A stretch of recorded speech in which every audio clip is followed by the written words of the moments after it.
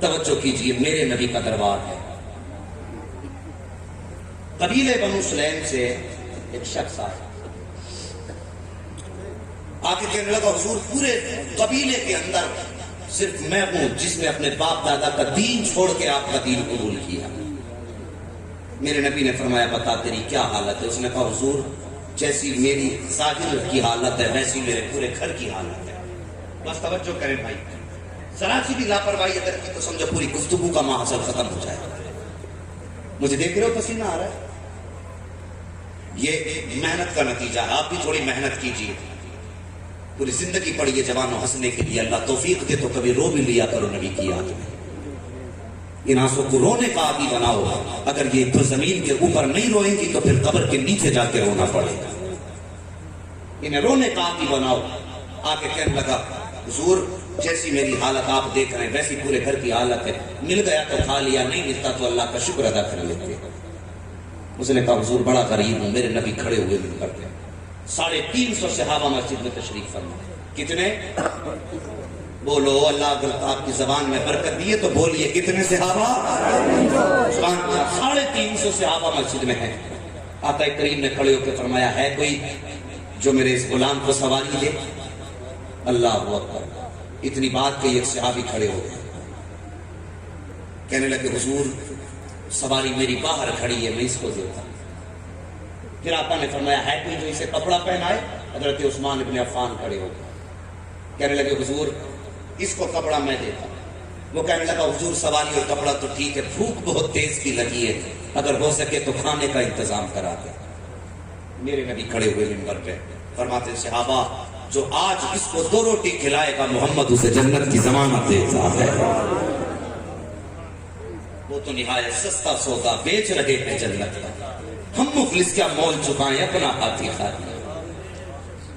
مگر شاکر جانتے ہو صحابہ کی آنکھیں برسنے لگی تھی، 350 صحابہ، ایک صحابی کھڑا نہیں ہوا۔ میرے نبی نے 2 مرتبہ فرمایا ہے کوئی جو اسے 2 روٹی دے؟ جب تیسری مرتبہ کھڑے سرکار نے فرمایا ہے کوئی جو روٹی دے، حضرت سلمان فارسی بھیگی آنکھیں لے کے کھڑے ہو گئے، کہتے مدینے والے یہ 350 تیرے نام پہ جان لوٹانے تیار ہے، آقا اگر کہتے تو ہنستے ہنستے سر کٹا دیں گے، یہ کیسے ہو سکتا ہے روٹی ہو تیرے نام پہ نہ دے؟ آقا جتنے 350 بیٹھے ہیں ان میں کسی کے گھر کے اندر 3 دن کا فاقہ ہے، کسی کے گھر میں 4 دن کا فاقہ ہے، ان 350 کے اندر کسی کے گھر ایک روٹی نہیں کوئی اس کو دی جا سکتی۔ میرے نبی فرماتے ہیں تو کیا یہ مہمان میری چوکھٹ سے بھوکا جائے گا؟ توجہ ہے آپ کی؟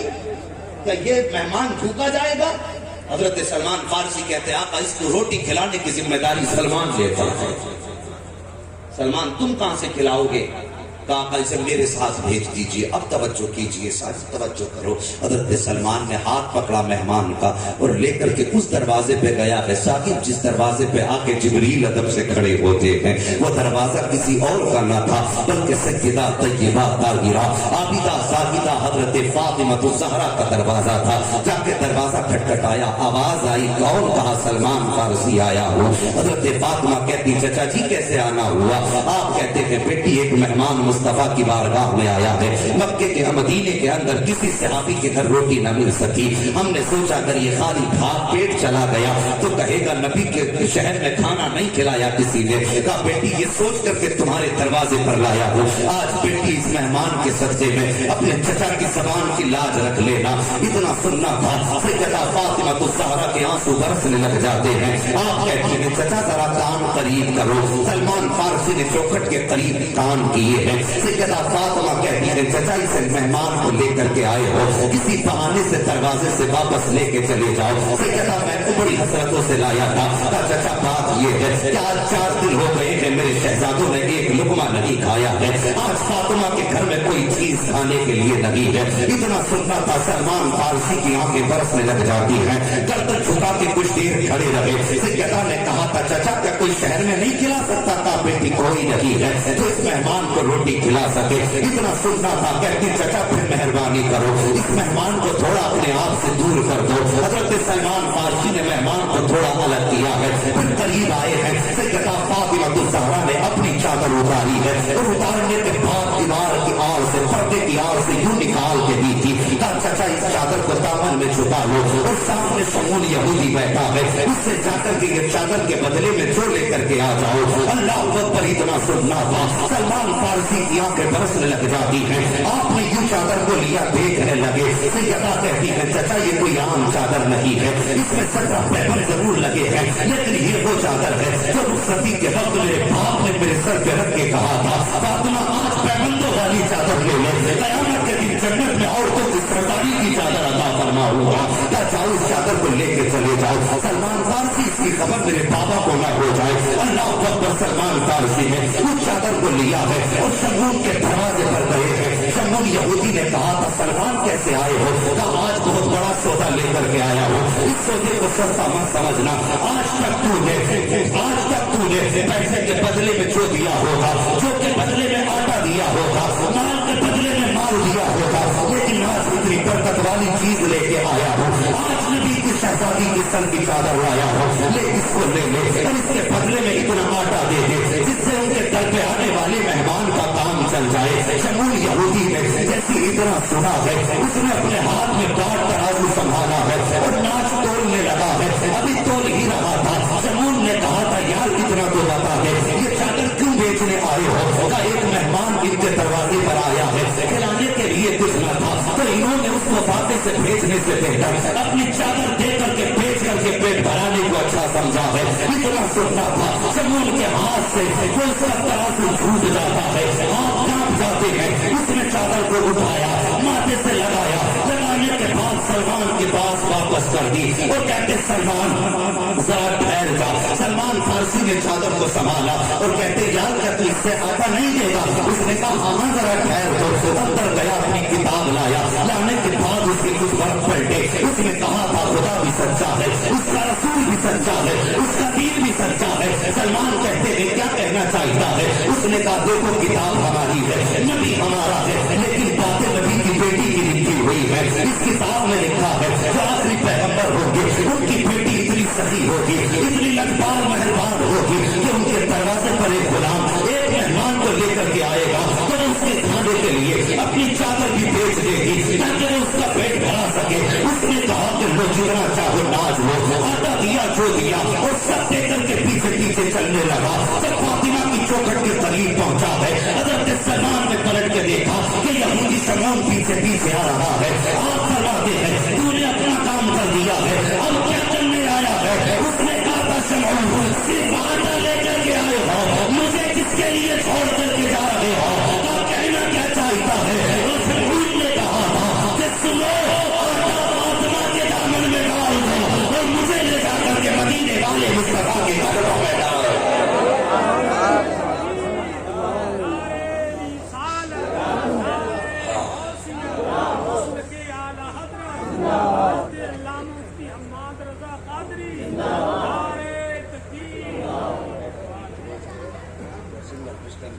کہانی خراب ہو جائے گی. جی توجہ ہے آپ کی. میں کہتا ہوں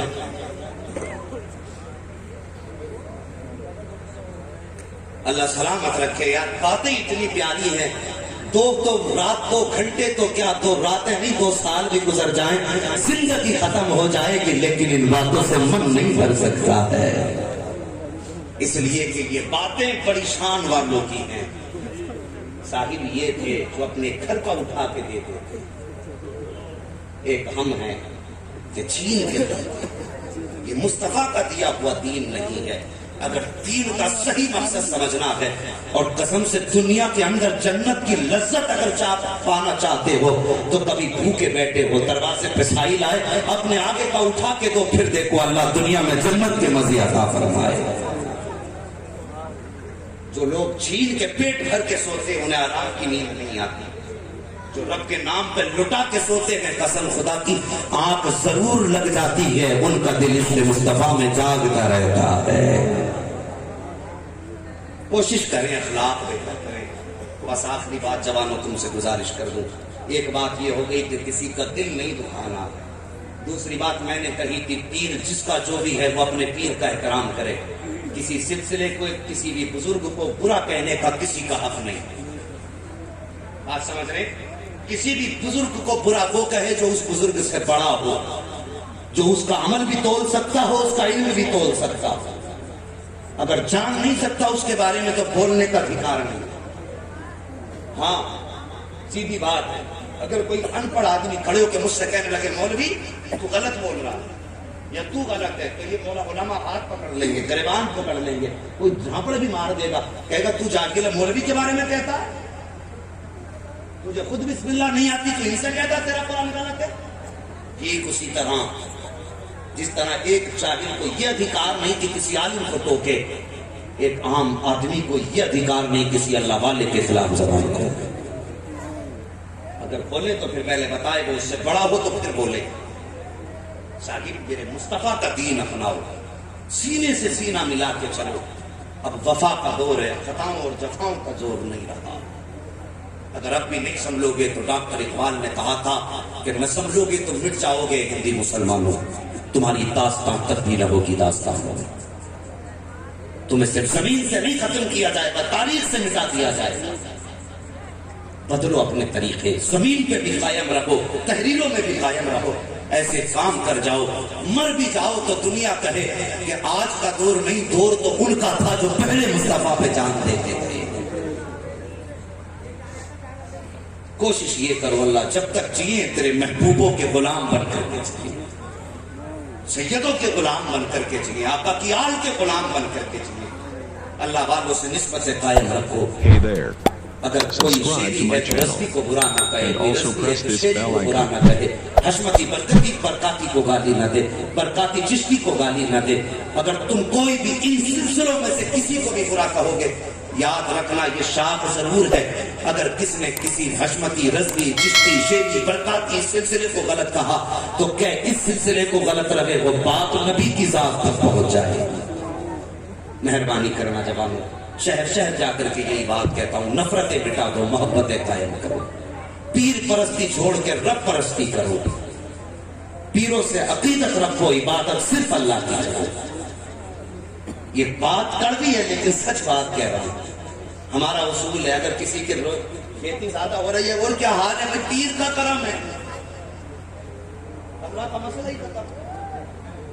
دکان اچھی چل رہی ہے اور کیسے، بس پیر کا کرم ہے. یار اگر کوئی کہا کرے نا کام کیسا چل رہا ہے اور اچھا بھی چل رہا ہے نا، تو یہ کہا کرو دعائیں پیر کی ہیں، کرم خدا کا. یہ جملے اس طرح کے استعمال کیا کرو، رب کو نہ بھولا کرو. میں کہتا ہوں پیر سے محبت کرو، عبادت صرف خدا کی کرو، ورنہ ایمان کب چلا جائے گا ہم سوچ بھی نہیں سکتے. بڑی مشکل سے دین ہم تک پہنچا گئے. صاحب اس دین کی قدر کر لو. یہ دین کتنی مشکل سے پہنچا، سوچ بھی نہیں سکتے، فہم و گمان میں بھی بات نہیں آ سکتی.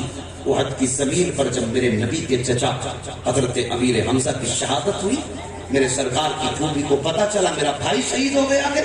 اور یار کبھی تیرا 18 سال کا تیرے سامنے کبھی کٹا نہیں تو تجھے کیا پتا دین کیسے بچا ہے. میرے نبی سے پوچھ، جب چچا کے کلیجہ نگاہوں کے سامنے نکلا پڑا ہو تب جگر پہ کیا گزرتی ہے. حضرت صفیہ 2 چادریں لے کر کے دوڑی آ رہی. میرے نبی نے فرمایا صحابہ صفیہ کو روک دینا، یہ بہن ہے، بھائی کا کٹا کلیجہ کیسے دیکھے گی. جب حضرت صفیہ کو روکا گیا آپ نے جھٹک دیا اور فرمایا کیوں روکا جا رہا ہے؟ کہا اس لیے روک رہے ہیں کہ تم بھائی کا جگر کٹا ہوا نہیں دیکھ پاؤ گی. آپ نے آنکھ میں آنسو بھر کے کہا تھا شاید تم یہ سوچ نہیں رہے ہو کہ جس خاندان کا خون میرے بھائی کی رگوں میں ہے اسی خاندان کا خون میری رگوں میں بھی ہے. اگر اسے سر کٹانا آتا ہے تو مجھے بھائی کی شہادت پہ سجدے کرنا بھی آتا. 2 چادریں لے کر کے گئی. اللہ اکبر. یہ اسلام کا وہ دور تھا جب پورے کفن بھی میسر نہ تھے. آج تو 22 میٹر کفن میں لگ رہا ہے اور پھر بھی رب کی یاد نہیں. روایتوں میں آتا صاحب کہ جب کفن دینے کی باری آئی اسی جنگ میں میرے نبی کے چہیتے صحابی حضرت مصعب بن عمیر بھی شہید ہوئے تھے. سرکار کے بڑے چہیتے صحابی تھے. ہم تو کہتے ہیں ہمارے ٹھاٹ واٹ بھی نہ جائیں اور غلامی کا پھٹا لگا رہے. ہاں بلال بننے کے لیے کوڑے کھانے پڑتے ہیں. کعبے کی چھت پہ چڑھنے کے لیے پہلے چربی پگھلائی جاتی ہے، اس کے بعد کعبے کی چھت پہ کھڑا کر کے اذان سنائی جاتی ہے۔ اللہ اکبر۔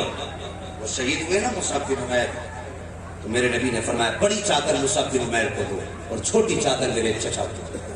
اور جب اس چادر میں کفن دیا گیا نا تو پیر چھپاتے تھے تو سر کھلتا تھا، سر چھپاتے تھے تو پیر کھلتے تھے۔ اور یاد یہ اسلام کی غربت کی کہانی ہے۔ آج تو اسلام کو اللہ نے دولت سے بھی نوازا ہے، اسلام کو طاقت سے بھی نوازا ہے۔ فرق اتنا ہے، کل دولت عثمان غنی کے پاس تھی، آج دولت تیرے میرے پاس ہے۔ جب عثمان غنی کے پاس دولت تھی تو سلام مصطفیٰ کی ہوتی تھی اور فیصلے عثمان غنی کے ہو جاتے۔